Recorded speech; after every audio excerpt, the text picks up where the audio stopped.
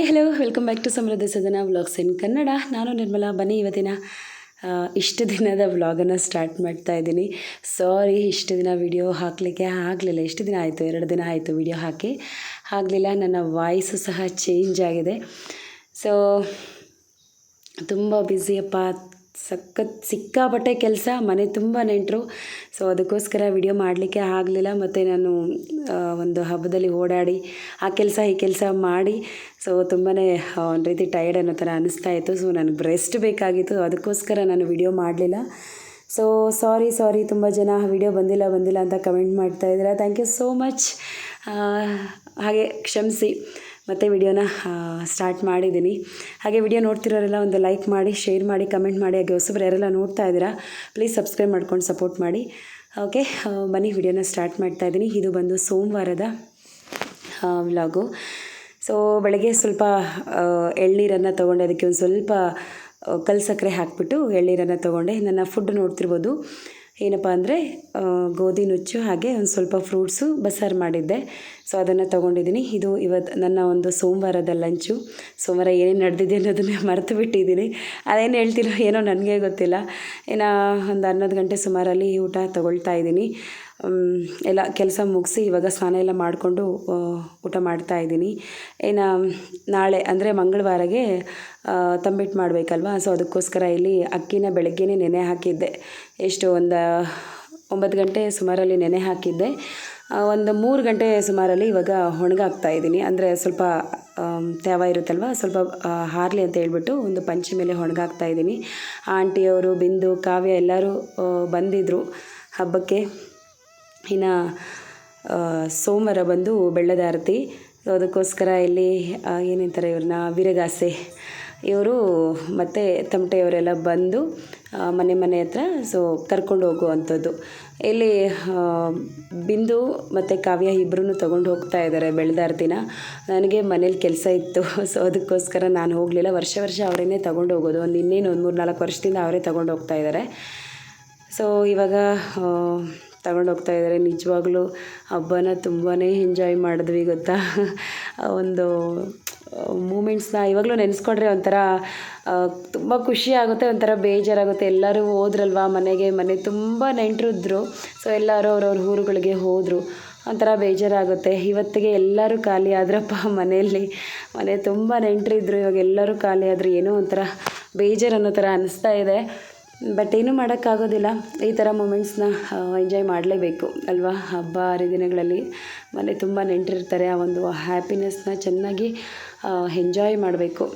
ಇನ್ನು ಅವ್ರು ಹೋದರು, ನನ್ನ ಕೆಲಸ ಇನ್ನೂ ಮುಗ್ದಿರಲಿಲ್ಲ.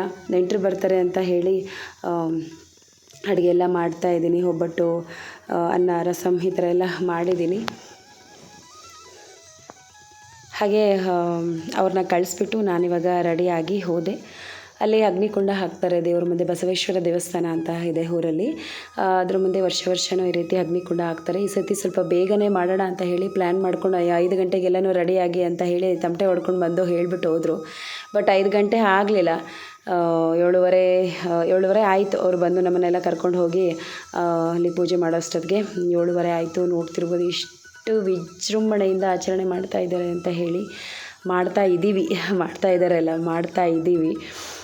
ಮತ್ತು ಅಮ್ಮ, ಅತ್ತಿಗೆ ಎಲ್ಲರೂ ಬಂದಿದ್ರಪ್ಪ. ಅಮ್ಮ, ಅತ್ತಿಗೆ, ಅಣ್ಣ, ತಮ್ಮ, ಆಂಟಿಯವರು, ಬಿಂದು, ಕಾವ್ಯ ಎಲ್ಲರೂ ಬಂದಿದ್ದರು. ಎಲ್ಲ ದೇವಸ್ಥಾನಕ್ಕೆ ಹೋದ್ವಿ. ಹಾಗೆ ದೇವರಿಗೆ ಬೆಳ್ಳದ ಆರತಿ ಬೆಳಗ್ತಾ ಇದ್ದಾರೆ. ಮತ್ತು ದೇವಸ್ಥಾನದ ಒಂದು ಅಲಂಕಾರನೂ ಸಹ ತುಂಬ ಚೆನ್ನಾಗಿ ಮಾಡಿದರು.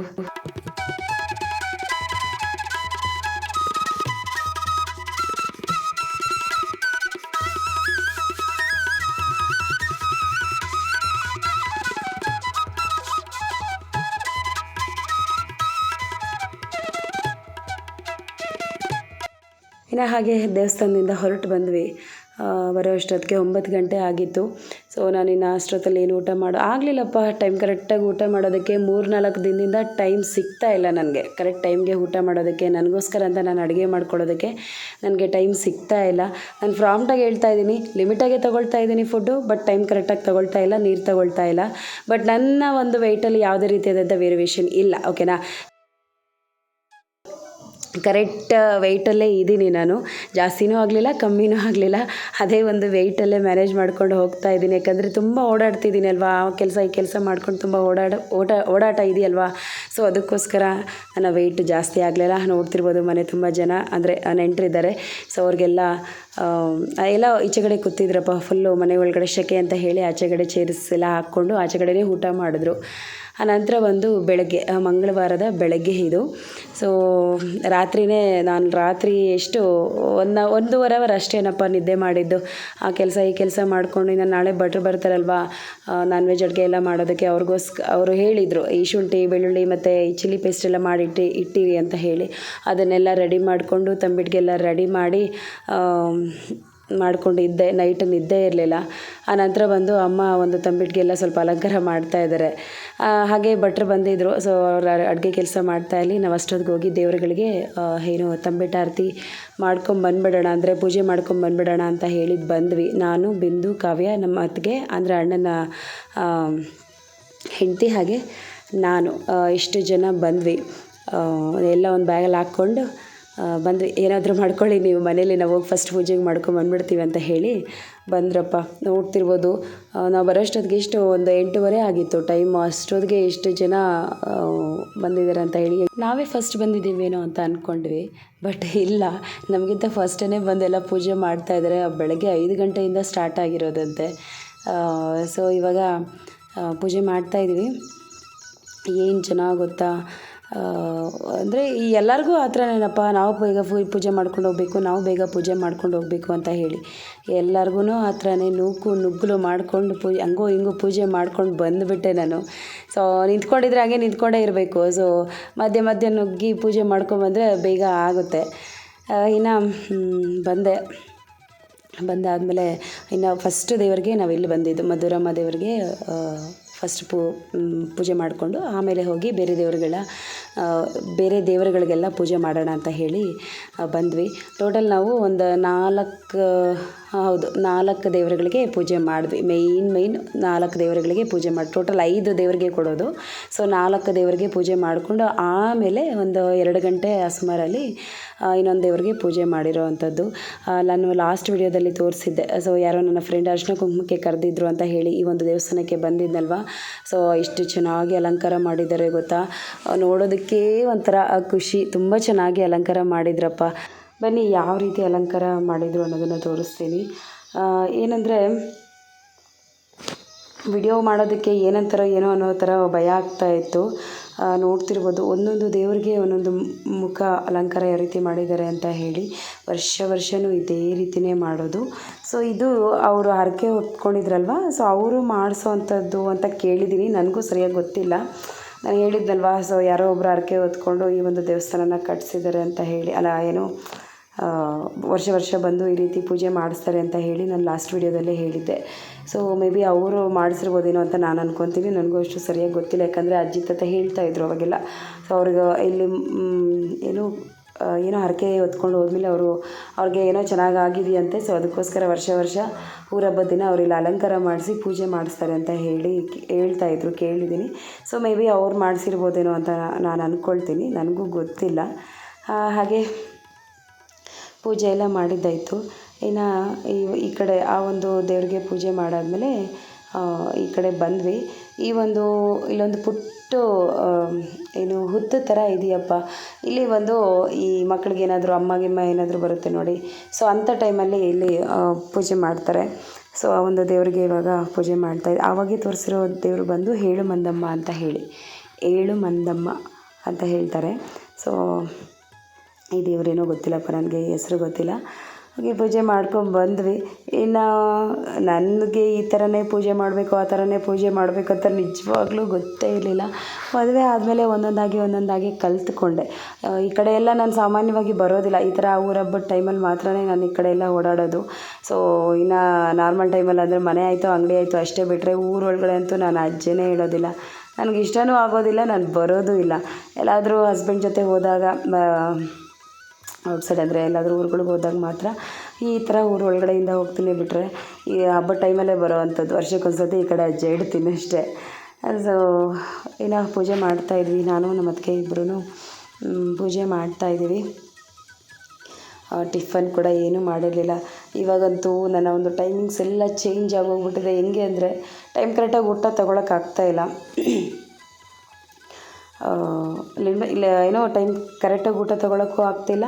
ಲಿಮಿಟಾಗೇ ತಿಂತಾಯಿದ್ದೀನಿ, ಯಾಕಂದರೆ ಲೇಟ್ ಆದರೆ ಜಾಸ್ತಿ ಊಟ ಸೇರಿಸೋದಿಲ್ಲ ಹೊಟ್ಟೆ ಒಳಗಡೆ. ಸ್ವಲ್ಪ ತಿಂದ್ರೇ ಹೊಟ್ಟೆ ಫುಲ್ ಅನ್ನೋ ಥರ ಅನಿಸ್ತಾ ಇರುತ್ತೆ. ಲಿಮಿಟಾಗೇ ತೊಗೊಳ್ತಾ ಇದ್ದೀನಿ, ಟೈಮ್ ಕರೆಕ್ಟಾಗಿ ತೊಗೊತಾ ಇಲ್ಲ. ಹಾಗೆ ಟೈಮ್ ಕರೆಕ್ಟಾಗಿ ನೀರು ಸಹ ನನಗೆ ಎಷ್ಟು ಬೇಕೋ ಅಷ್ಟು ನೀರು ಸಹ ಕುಡಿಯೋದಕ್ಕೆ ಆಗ್ತಾ ಇರಲಿಲ್ಲ. ಏನೂ ಮಾಡೋದಕ್ಕಾಗೋದಿಲ್ಲ, ಹಬ್ಬ ಅಲ್ವಾ. ಯಾವ ಟೈಮ್ಗೆ ಏನೇನೆಲ್ಲ ಆಗಬೇಕು ಅದು ಆಗಲೇಬೇಕು. ಇದೇ ಥರನೇ ಇರಬೇಕು, ಅದೇ ಥರನೇ ಇರಬೇಕು ಅಂದರೆ ಆಗೋದಿಲ್ಲ. ಸೊ ಇನ್ನು ಪೂಜೆ ಮಾಡಿದ್ವಿ.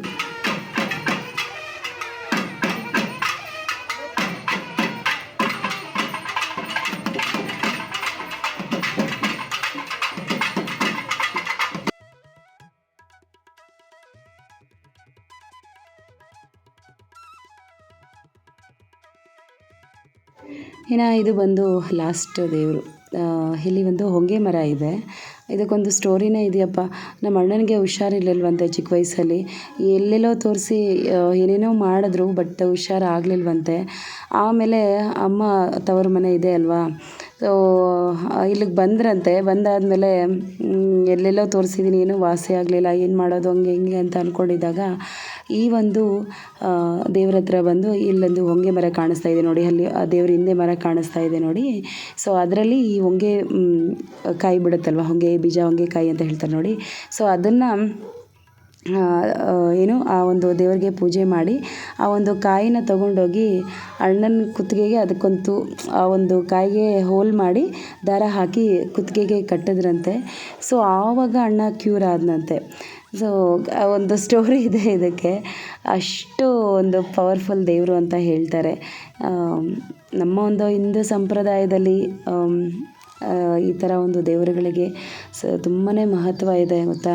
ನಾವು ಆ ಥರ ಅಂದ್ಕೊಳ್ತೀವಿ, ಬಟ್ ಅದರಲ್ಲಿ ಏನೋ ಒಂದು ವೈಜ್ಞಾನಿಕ ಕಾರಣ ಇದ್ದೇ ಇರುತ್ತೆ. ಸೊ ಆ ರೀತಿ ಇರೋದ್ರಿಂದನೇ ಬೇಗ ಕ್ಯೂರ್ ಆಗಿರ್ಬೋದೋ ಏನೋ ಗೊತ್ತಿಲ್ವಲ್ಲ. ಸೊ ನೋಡಿ, ಅದು ಯಾವ ಥರ ಅಂದರೆ ನಮ್ಮ ಒಂದು ಹಿರಿಯರು, ನಮ್ಮ ಒಂದು ಏನು ಹೇಳ್ತಾರೆ ಹಳಬರು, ನಿಜವಾಗ್ಲೂ ಎಷ್ಟು ಬುದ್ಧಿವಂತರು ಅಂದರೆ, ಸೊ ಎಷ್ಟು ಥಿಂಕ್ ಮಾಡಿ, ಎಷ್ಟು ಯೋಚನೆ ಮಾಡಿ ಈ ಥರ ಒಂದು ಏನೋ ದೇವಸ್ಥಾನಗಳನ್ನು ರೂಪಿಸಿದ್ದಾರೆ ಅಂದರೆ ನಿಜವಾಗ್ಲೂ ಅದು ನಾವು ಮಾಡಿರೋವಂಥ ಅದೃಷ್ಟ ಅಂತಲೇ ಹೇಳ್ಬೋದು ಅಲ್ವಾ.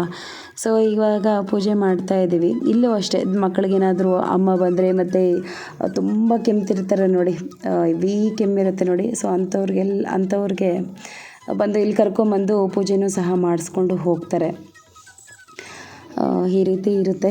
ನಂತರ ಬಂದು ಪೂಜೆ ಮಾಡ್ತಾ ಇದ್ದೀವಿ. ಇನ್ನು ಈ ಒಂದು 4 ದಿನ ಯಾವ ರೀತಿ ಕಳೀತು ಅಂತಲೇ ಗೊತ್ತಿಲ್ಲ. ನಿಜ ಹೇಳ್ತೀನಿ, ಯಾವ ರೀತಿ ಹೋಯಿತು, ಒಂದು ಶನಿವಾರದಿಂದ ಹಿಡಿದು ಮಂಗಳವಾರದವರೆಗೂ ಯಾವ ರೀತಿ ಹೋಯಿತು ಅಂತಲೇ ನಿಜವಾಗ್ಲೂ ಗೊತ್ತಿಲ್ಲ.